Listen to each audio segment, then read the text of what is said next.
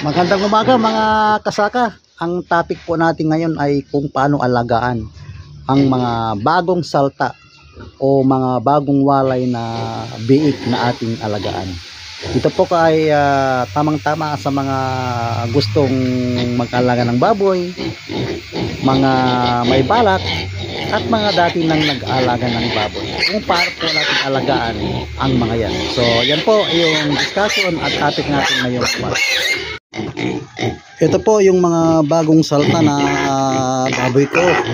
6 po lahat yan. So ito po yung gagawin nating example sa topic ko ngayong araw na ito. Kung paano alagaan ang bagong walay o bagong saltang baboy. Una po sa lahat ay kung nakuha natin yan sa umaga, huwag po nating pakainin yan maghapon. Kasi kailangan pa nilang mag-relax kasi na-stress po sila para sa ganun mawala ng kanilang nervyos sa kanilang pagbiyahe. So ayan po, kung nakuha ninyo ng hapon, huwag ninyong pakainin yan, sa kinumagahan na lang ninyo sila pakainin. So ayan po yung unang gawin po natin sa mga bagong saltang baboy natin. Huwag painumin, huwag pakainin. Hayaan lang po natin sila na magpahinga kasi na-stress po sila sa kanilang pagbiyahe. So ganyan lang po. Kung maaari, ilagay natin sila sa lugar na komportable at sa lugar na talagang maganda yung ventilation, yung hangin, yung aeration, at saka maganda yung housing nila. Siyempre gagawin natin yung housing na maganda, yung ganyan, yung yero o di man mga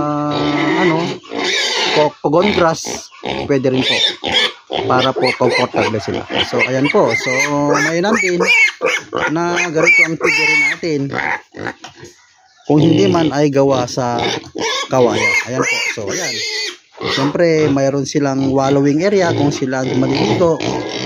Meron din silang yung feeding area. Yan po, yung kanilang feeding area. So yan po yung unang gawin natin.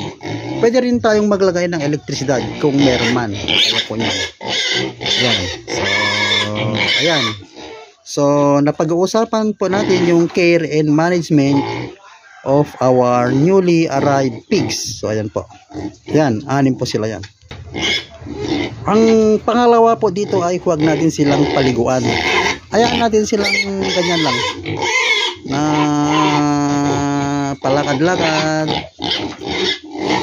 Huwag nating paliguan ulit o ulit-ulit. Huwag nating paliguan sila bigla-bigla. Hayaan nating makapag-relax. Sila po ay ganyan lang, mawala yung kanilang nervyos, para sa ganun ay mas maganda yung kanilang pagpapahinga. Kasi kaya nga sinabi ko, na-stress ang mga yan, napagod sila sa biyahe. So huwag nating paliguan ang mga yan. Okay? And then pangatlo po, tingnan natin kung may karamdaman ang mga yan. Baka sa pagbiyahe nagkaroon sila ng sakit. So ayan po. Kapag nakita na po natin sila na malusog at walang sakit, ayan, hayaan lang po natin sila ng ganyan. So ganyan po, maganda, maayos kung wala silang sakit. Kasi minsan nakakakuha sila ng sakit sa pagbiyahe nila, lalo na kung medyo nanggaling sila sa medyo malayong lugar. Ayan po. So tingnan natin kung may simptomas ng sipon, pagtatae, yan po, lagnat. Yan po yung tingnan natin sa kanila. Okay?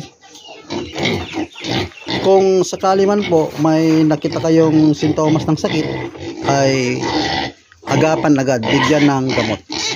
So yan po ang gawin natin sa mga bagong saltang baboy natin. Okay, so punta na po tayo sa ika-4, yung pakain po sa kanila. Ang pakain po sa mga to ay pre-starter po. 1 buwan po yan. So pagkatapos ng 1 buwan na makapag pre-starter, starter ulit 1 buwan. And then after starter ay grower na po 1 buwan. So ayan, tuloy-tuloy na po yan hanggang 1 buwan. Kung gusto nyong mag finisher, okay din. Kung gusto nyong mag-grower, mas okay. So yan po, hanggang sa sila na po ay mabenta sa ika-4 na buwan na po. Okay, so ayan po. So ngayon, ipapakita ko sa inyo, i-demonstrate ko kung paano natin pakainin ang mga bagong saltang baboy. So ganito po yung feeds na pakain natin sa mga bagong saltang baboy natin. Ito po yung tinatawag nating crumble. Pre-starter po ito. Ayan. So ito po yung pakain natin nila sa kanila. Pero sa pagpapakain natin sa kanila ay ang practice ko po ay wet feeding. Hindi ako naglalagay ng dry feeding. Wet feeding po ako palagi. So ganito lang po ang pag-mix natin ng tubig dito. Siguraduhin lang po natin na hindi masyadong matubig kasi may chance pagkataon na magtay ang mga bagong saltang baboy natin kapag po masyadong matubig ang mixture natin. At huwag nating masyadong pakainin ng marami ang mga yan. Yung tamang tama lang sa kanila na mawalan yung kanilang gutom. Baka nabigla po sila, kailangan po natin pakonti muna yung pakain natin sa kanila. So ganito po yung mixture natin ng tubig dyan. Mag-mix na po tayo.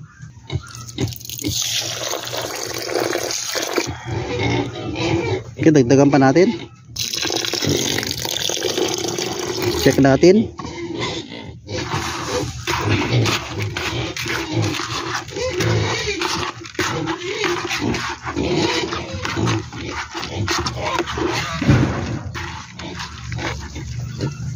So okay na po ito.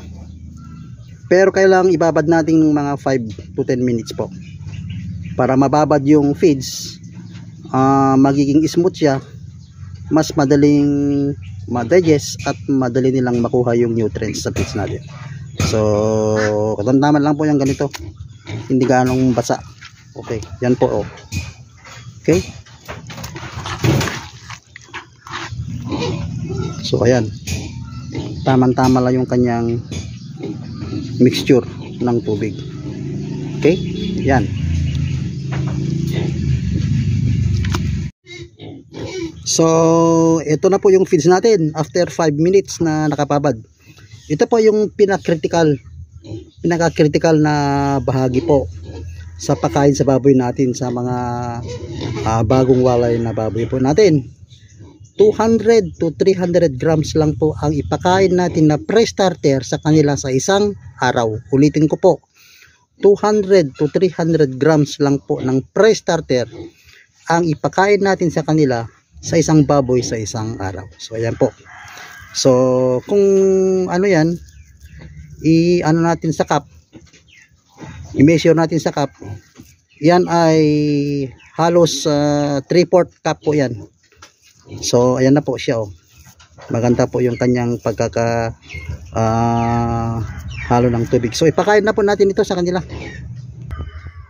So pwede rin po kayong maglagdag ng tubig kung medyo hindi pa siya gaanong waterin ng konti. Ayan, mas maganda po yung ganito. Okay, so ayan po. Ayan, pakain na po natin sa kanila.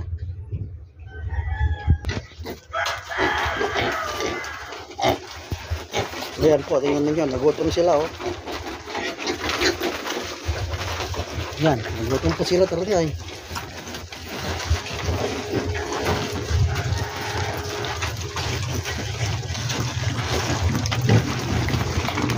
Talagang masarap sila. Ayan, ito naman sa banda rito.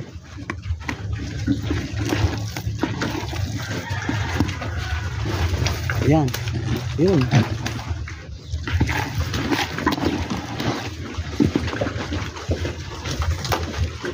Grabe, nagutom sila. Ito po yung maganda na simptomas ng mga baboy natin. Kapag atat na atat sila sa pagkain at sarap na sarap sila, maganda pong sinyalis yan. Siguradong lalaking malusog ang ating mga baboy.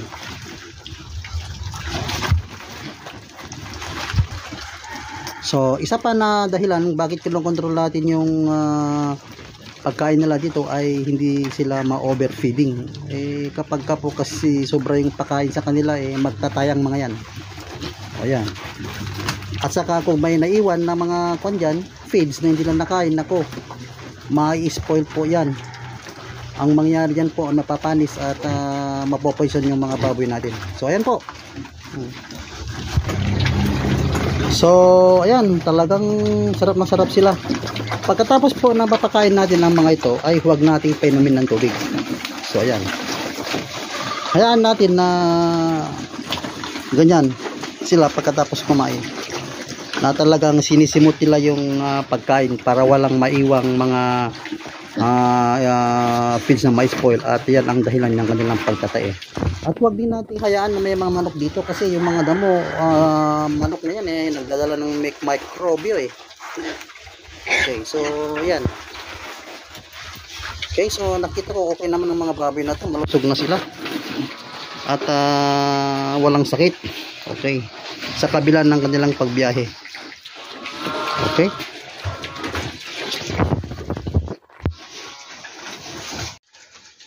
So idagdag ko lang po na mainam na ganito, open siya, kasi kailangan din ng mga baboy natin ng sunlight. So ganyan po. Saka aeration na rin po yan. Siyempre hindi mawawala yung source of water, yung malinis po. Kailangan may malapit na source of water. So ayan. And of course, very accessible po sana yan, yung madali nating puntahan para magpakain, maglinis, alagaan yung mga baboy natin. Mainam po yan sa backyard, sa likod bahay lang po. So ayan po yung mga dapat isaalang-alang natin sa mga bagong saltang baboy natin. Dagdag ko nga pala, kailangan din natin ng gate na ganito para anytime na magbenta tayo o maglalagay tayo ng mga panibagong baboy na alagaan, meron siyang daanan. Ayan po. So ayan. So yung pig pen natin, pwede po yan na made of low cost materials, kaya ng mga kawayan, yan, mga kahoy, at saka yung bubong naman pwede yun mga pugon grass, mga dahon po. Ayan, ganyan. So ayan po. Happy farming po sa ating lahat. God bless ulit sa ating lahat. So ayan mga kasaka, yung video ko sa araw na ito, sana po ay i-share natin ito sa mga bagong gustong mag-alaga ng mga baboy at mga matagal na rin nag-aalaga ng baboy. So ayan mga kasaka, maraming salamat sa panonood. God bless sa ating lahat, to our family. Bye bye.